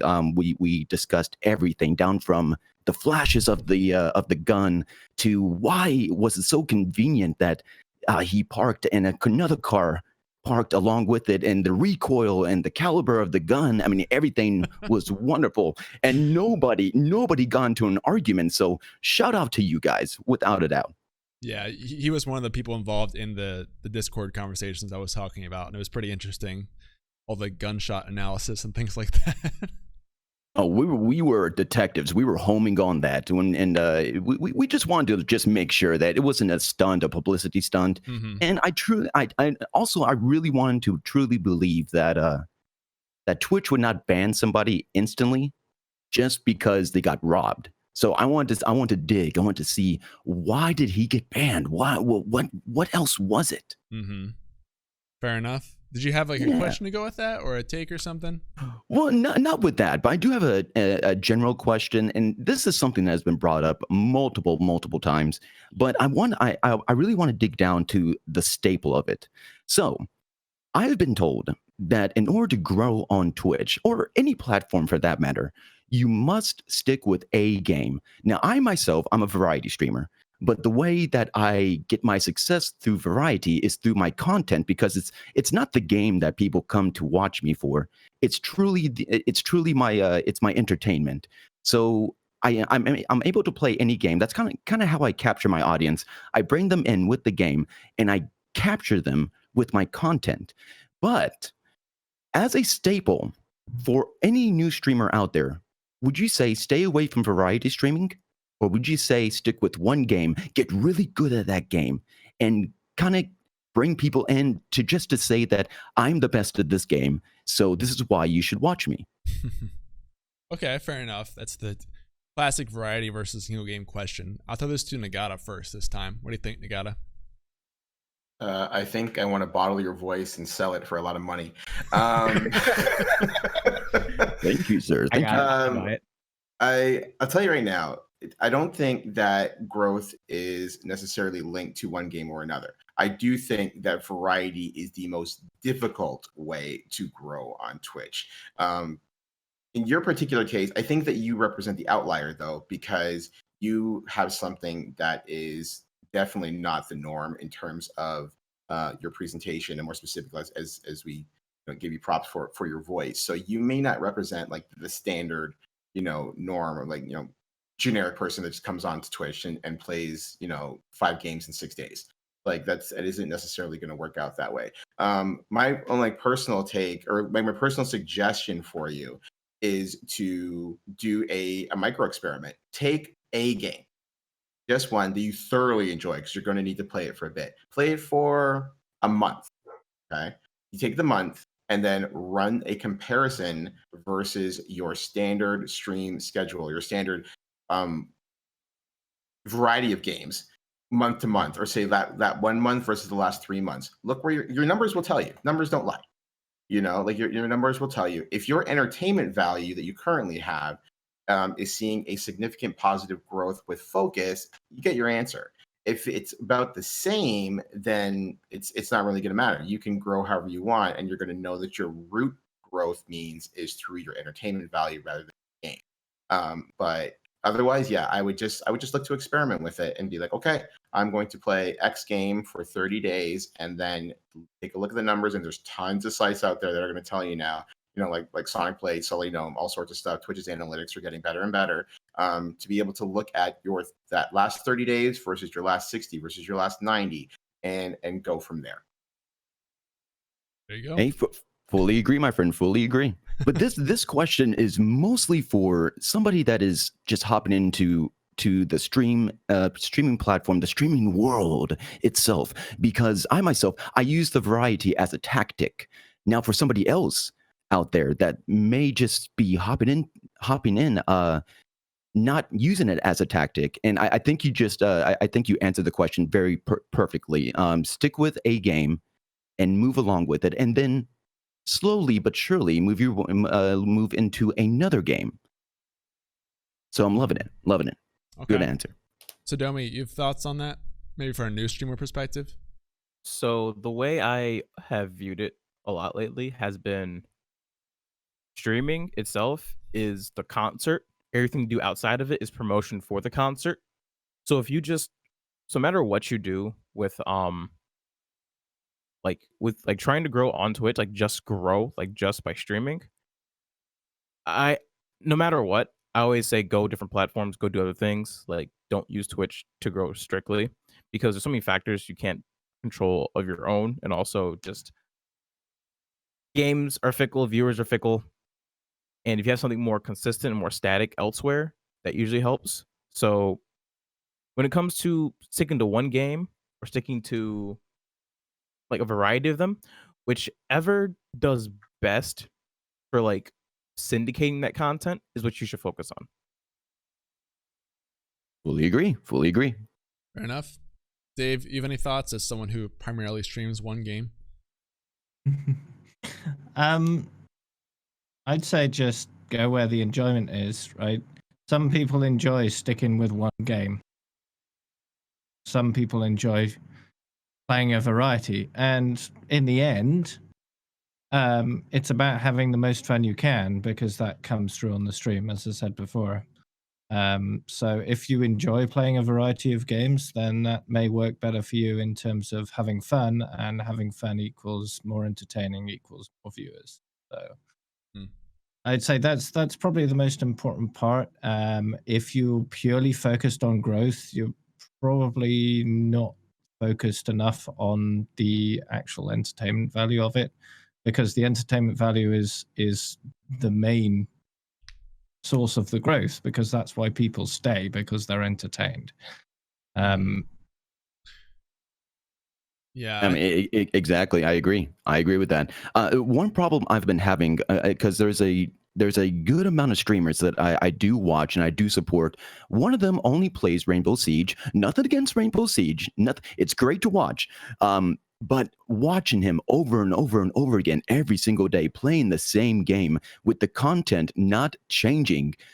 All streamers out there, you must know, please change up your content, because you're going to have the same family members coming in over and over and over again, and they're going to want to say, hey, give me something else, give me more. If you serve me a steak, add some salt and pepper to it, and then maybe a little parsley the next day.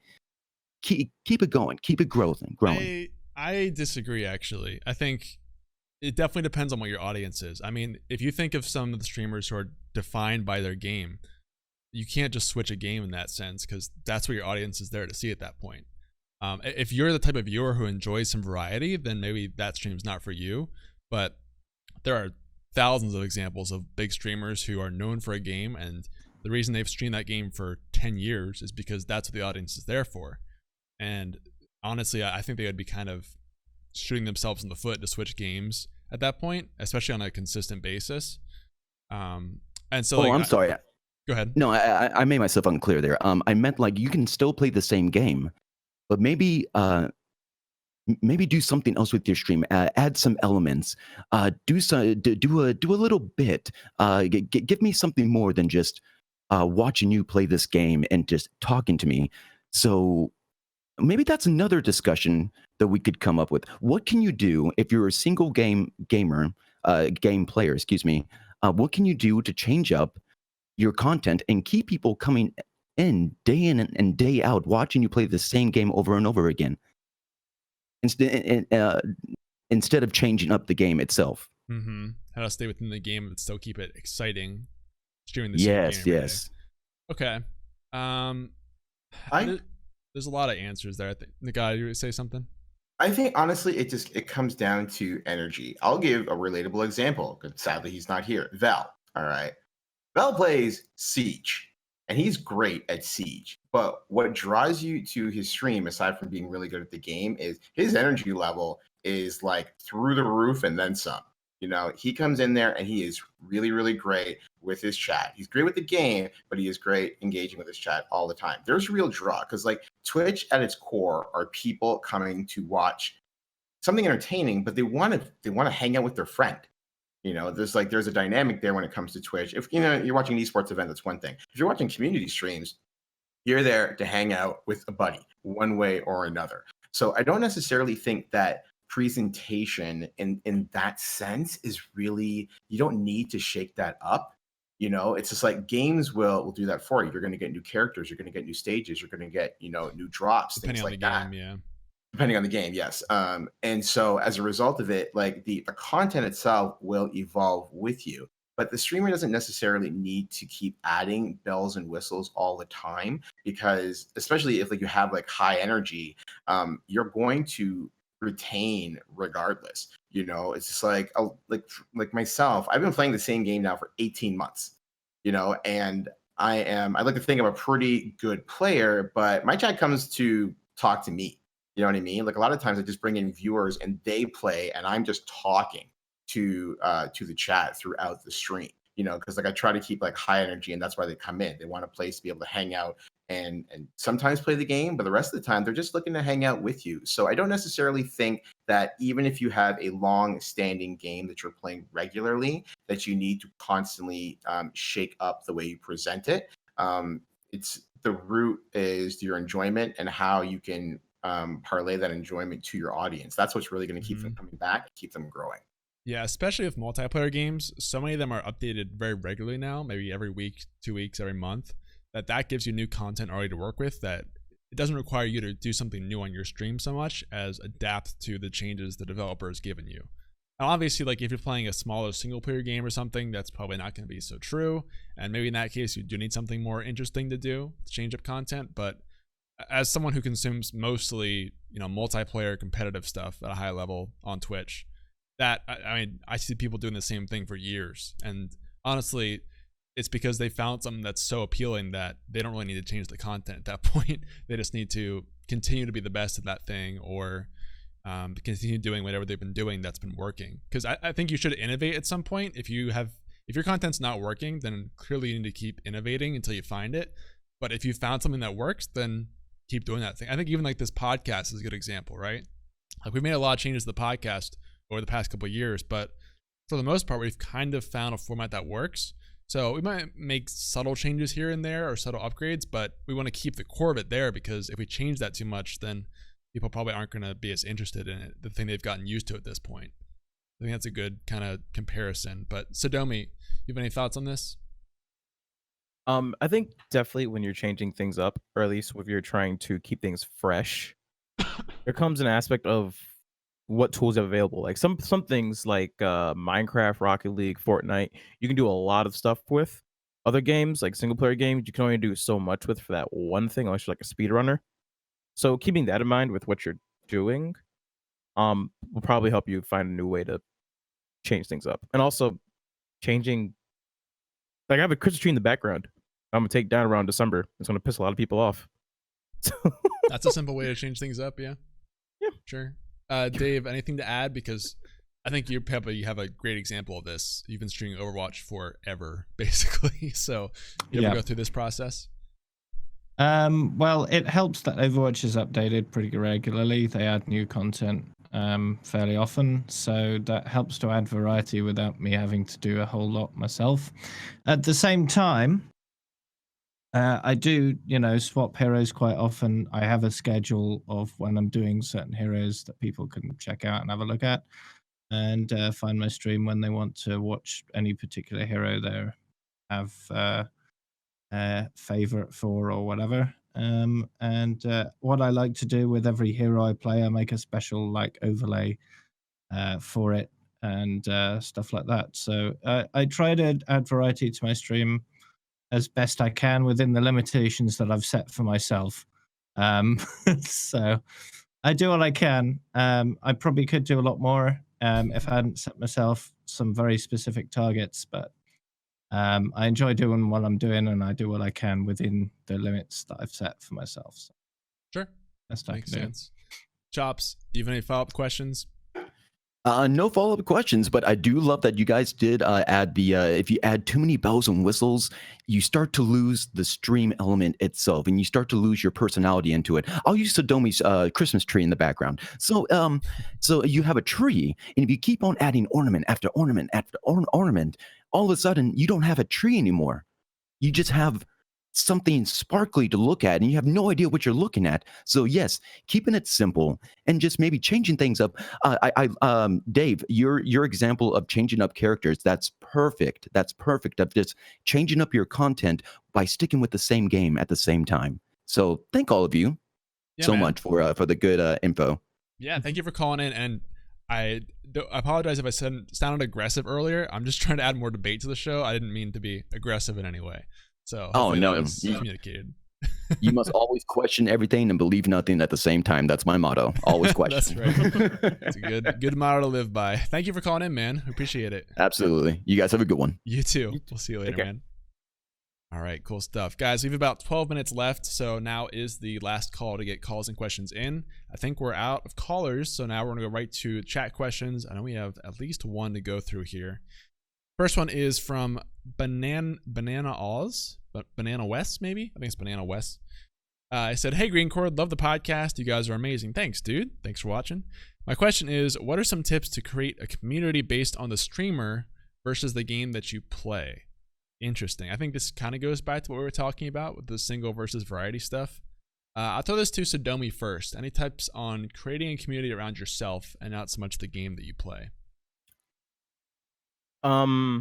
So your community is going to also enjoy the game you play most likely, unless you got them from outside sources.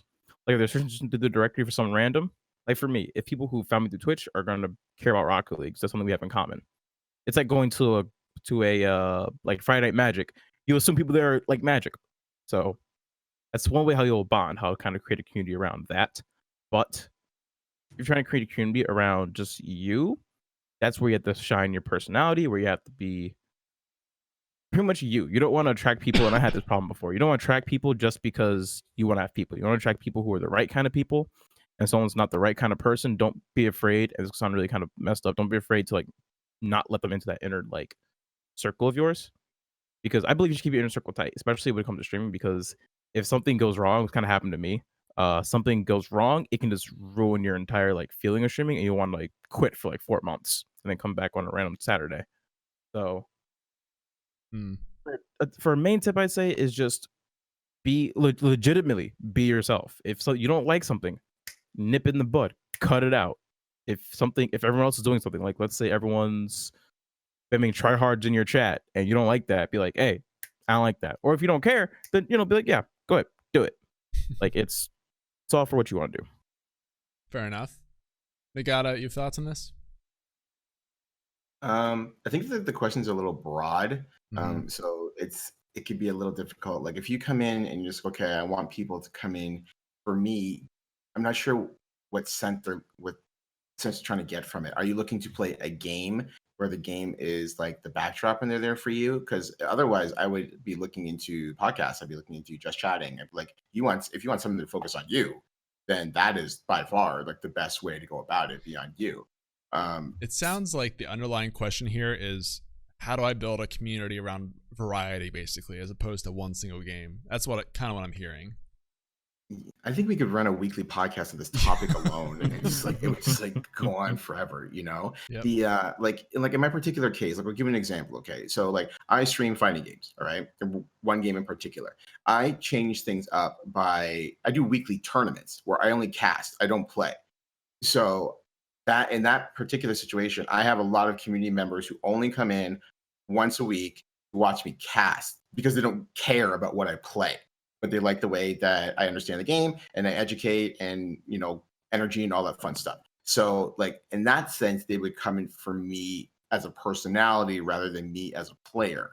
But that's like a microcosm of like the bigger like picture when it comes to Twitch, So it's like, I think that this question probably needs to be refined a little bit before we can like really give like a proper answer. If it's like variety, great, but you're going to be working against yourself, trying to get the people to come for you personally, because the game's going to change constantly and the interest in the game will change constantly. And so the interest in the channel will change with it. That, in my opinion, is kind of an answer though, right? I mean, you're kind of saying you have to have something you're known for, right? Whatever that is. And people are going to find you for one thing at a time versus, no one's going to search whatever, Ben Green into Twitch.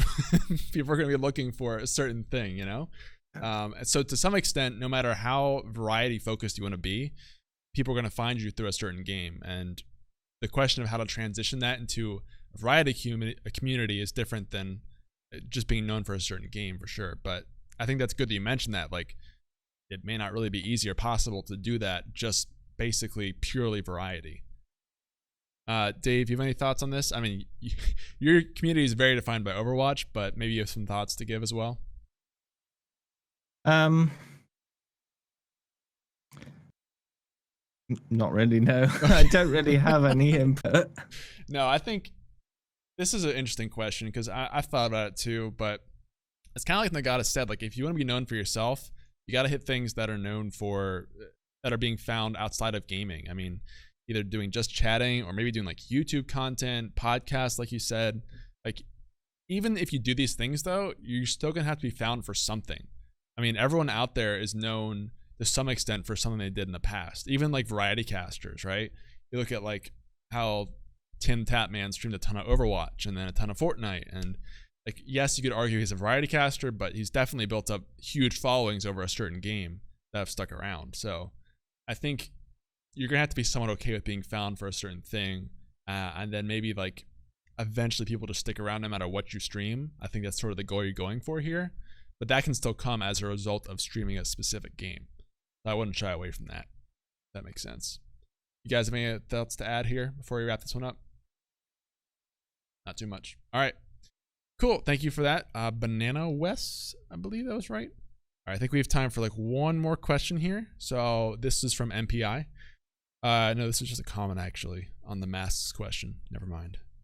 Let me down with that tag there, MPI. Sorry. I have a question for you guys. Sure.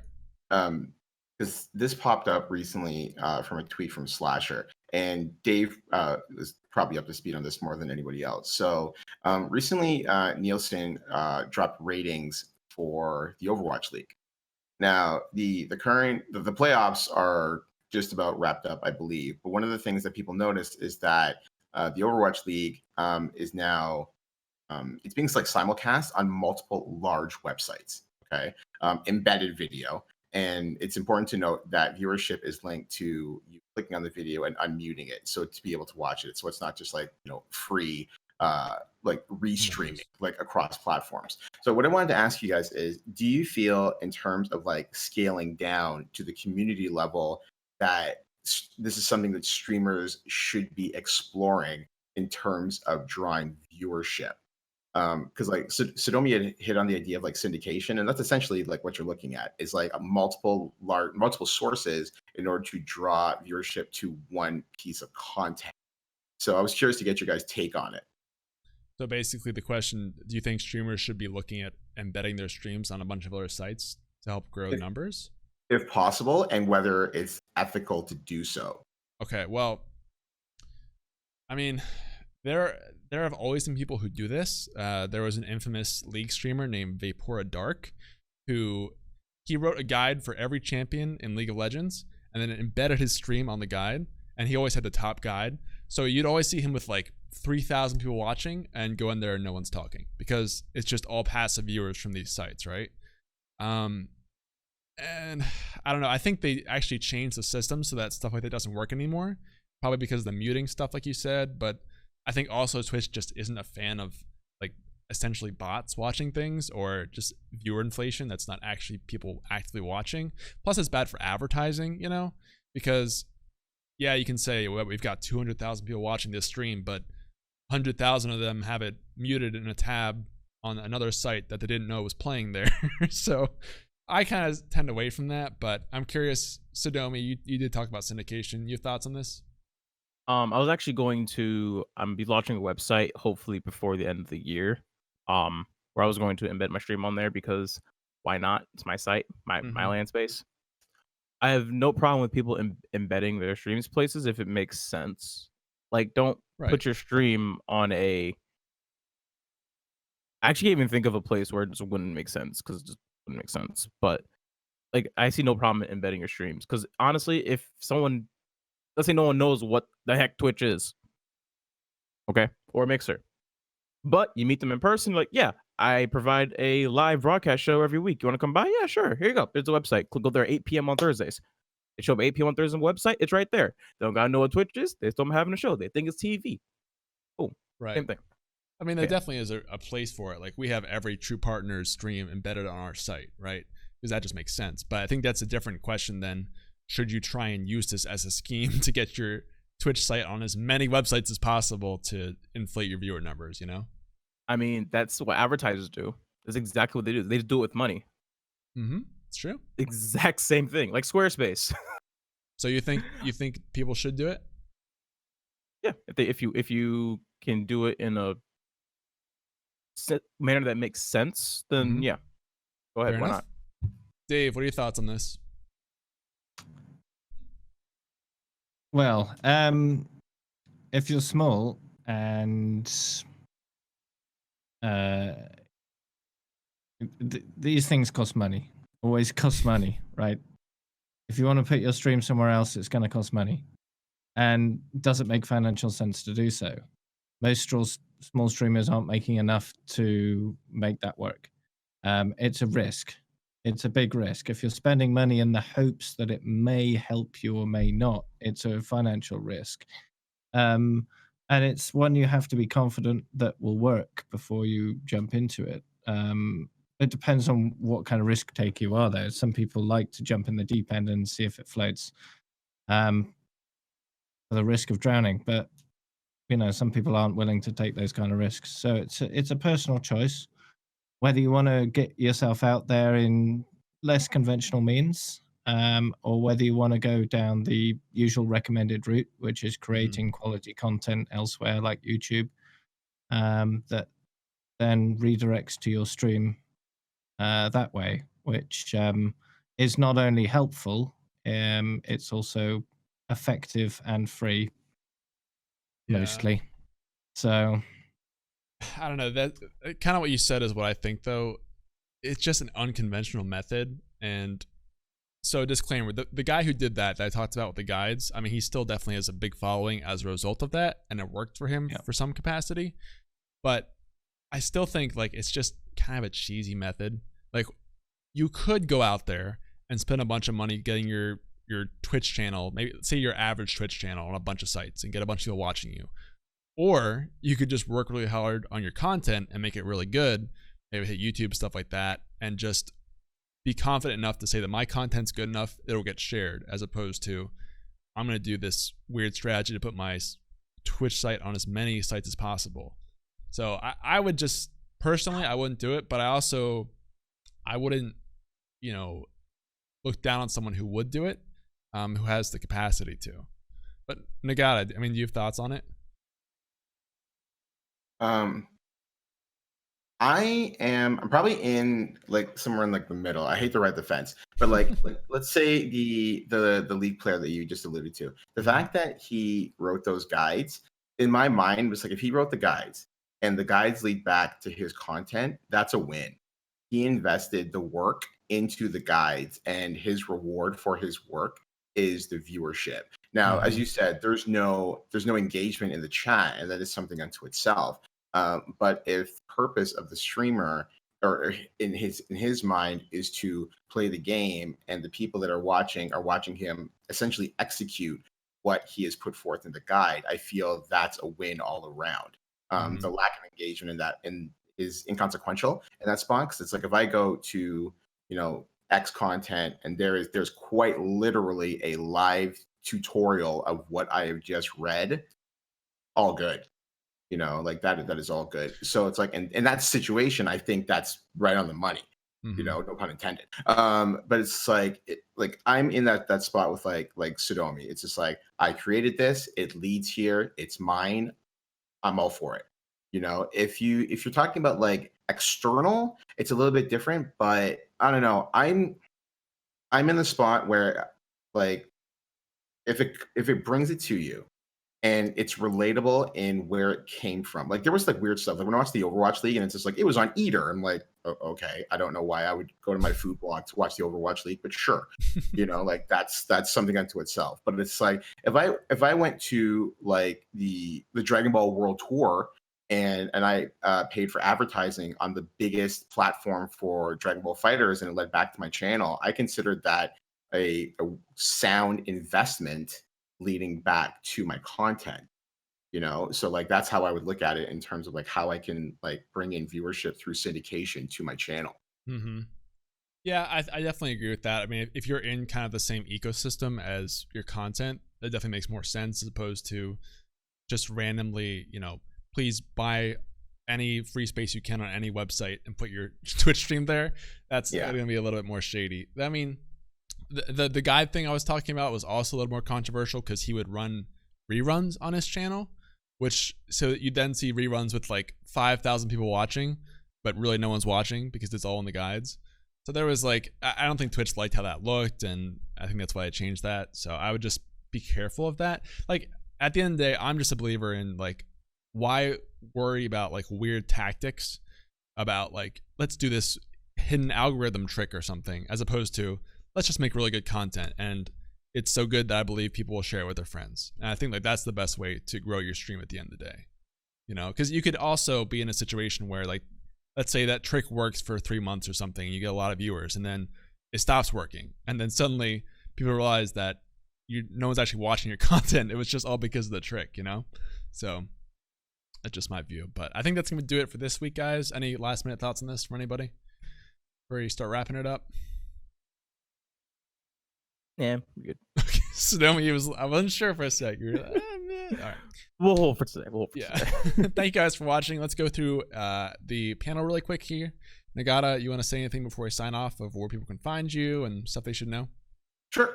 You can find me at NagataLockII on Twitter, Instagram, and of course on Twitch. I will do a very, very brief plug if you don't mind. I have a 24-hour stream starting tomorrow at 8 a.m.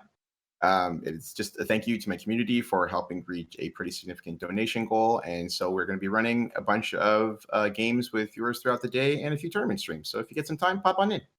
Sweet. Get some sleep, man. You'll need it. Oh, I will. Sadomi, you're up next.